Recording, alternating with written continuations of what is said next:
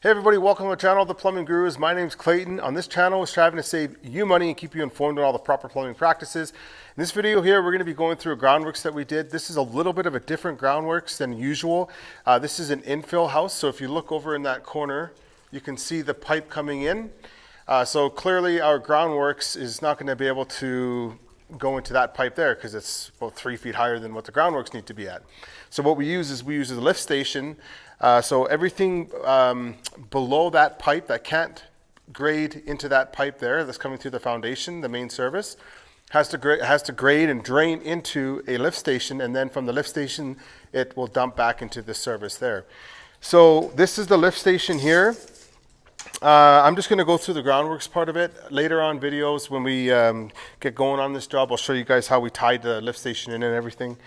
We'll start with this here. This is radon. So we have radon gas, and it's a cancerous gas that comes from the ground. So what they do is they require us to run a radon pipe, and we just run it open into the middle of the basement or wherever. And that will allow all the radon gases that migrate to the surface up through here, and then they do their radon thing with the little pump and whatever, and then they just atmospheric vent it outside to the side of the house. So here we have a sump barrel, which all you can see around all the foundation, they have all the weeping tile. So all that weeping tile then is going to be connected into this sump barrel, and then it'll pump everything from the ground outside of the house. So diving into the lift station, what we did here is we came off the lift station. We had to dig this down quite a bit below the concrete because just the way that this lift station is. So I haven't done very many lift stations, so it was a while since I figured out how deep to set this, but I realized it doesn't matter because this is going to be below the finished concrete anyways, and they're going to have to build something to finish this. So the height of this didn't really matter for finished concrete. It was more or less getting the pipes low enough so that none of the pipes were in the concrete at the end of the line, as you can see there. So what we did here is we had a floor drain in the center. We have a condensate drain here because our tankless system is going to be up against this wall here, and also a water softener is going to be here. So instead of running all the condensate and the water softener discharge line to the center of the mechanical room, we just tee off of the standpipe off the floor drain with 1.5 inches, and we just run 1.5 inches up here for the condensate so that we can just run the condensate along the side here, and all this is pipe plumbed in underground. And then we did the same thing over here. There is going to be a furnace. The furnaces are going to be right here. So now the furnace guy can just run his condensate from his AC and his furnace into this condensate pipe that's sticking up in the corner of the mechanical room there. And obviously we left here in Alberta, it's a minimum 18 inches. So I left a bit more than 18 inches so the inspector doesn't have to pull out his tape measure and look. So from here, we came up, we wired off here for the floor drain condensate. We came up this way. I put a Y further back, so there's going to be a future bar sink in the corner there. So I put the Y further back, and good thing I did because we changed the way that this was laid out. So I moved this 2-inch drain so that it was away from where the tub is. So I could have actually went like here and just shot it over and made it easier for myself, but I just brought it back here. So like I said, that I was away from the tub, and good thing I did because we had to change this. So coming along here, and you have to excuse, you can see excuse the backfill because we're struggling to find backfill here. You can see all the boulders in the corner here that we had to dig out for this, and also for all the pipes that we had to dig out. So the digging here was horrendous, to say the least. It was very, it tested my patience. So here we come up, so that's just the bar sink, runs up, comes up in the wall, future bar sink. Bathroom group, as easy as it comes. So 3-inch just runs.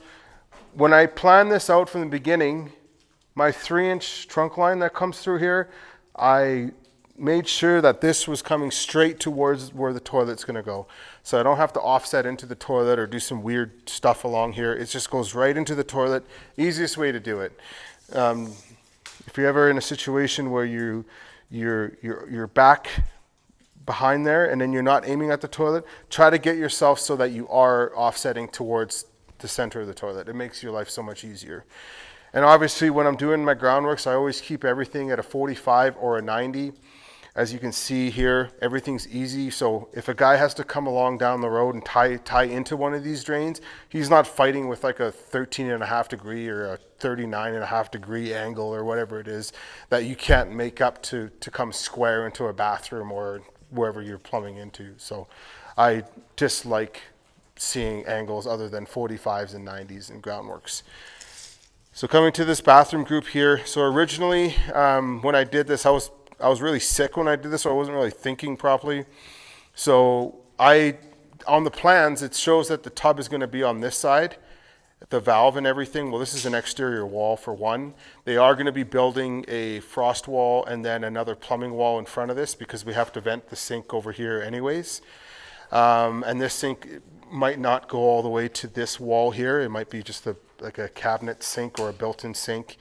That's not going to be tight against this wall, so we can't like run the vent through and whatever. They're going to be building this. They accounted for the wall anyways, so we ended up changing it so that if the valve ever goes, we can just cut the drywall behind the valve, switch the valve. You don't have to worry about it.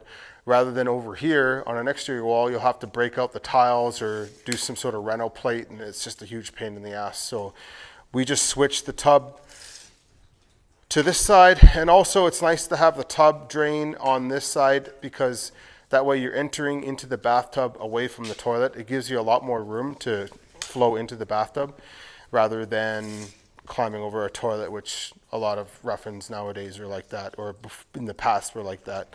The shower valve and the toilet are on the same wall. Aesthetically pleasing, it looks nicer to have the valve, the toilet, and the sink all on one side. Functionality purposes, it's easier to have the drain and the faucet on the opposite side of the toilet.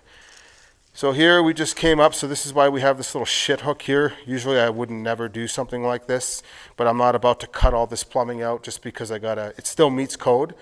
But I'm not about to cut all this plumbing out just because I made a mistake and now the tub is on this side. So I'm within my 135 degrees here. Everything's grading at a 1/4 inch per foot. I'm not past my 6 foot max for my 1.5 inch trap arm, so I am good to go. Here we used a double Y. Double Y, and this is going to be the vanity sink here. So we're allowed to use a double Y. I don't know what you guys are at. Let me know.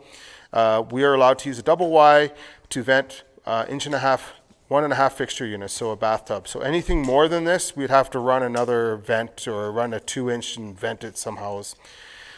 And this just runs straight up to a 4x390. This is how we do it here. And I know a lot of people in America, they do it a lot different than we do in Canada. So I find the way that we do it is a lot easier.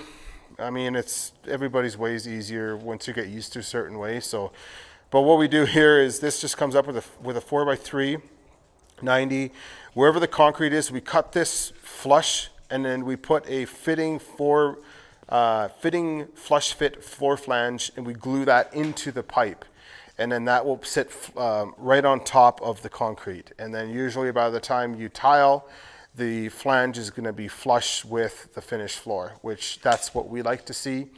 That way when you set your wax ring on, you set your toilet down, you can feel it compress into it, and it's not going to be sticking up too high where you got to shim the toilet a little higher. So, but yeah, other than that, we just ran the water line up. We like to sleeve our water line. We just made a 2-inch pipe with some offsets just to protect the pipe when it's coming through the concrete. And we just, this here, concrete is probably going to be about here.